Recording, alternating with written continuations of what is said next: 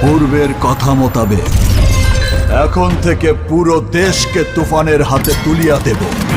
সে যা চাইবে পাইবে,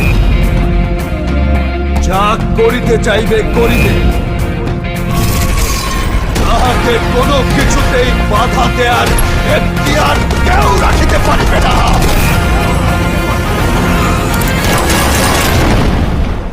আর এর ব্যত্যয় ঘটিলে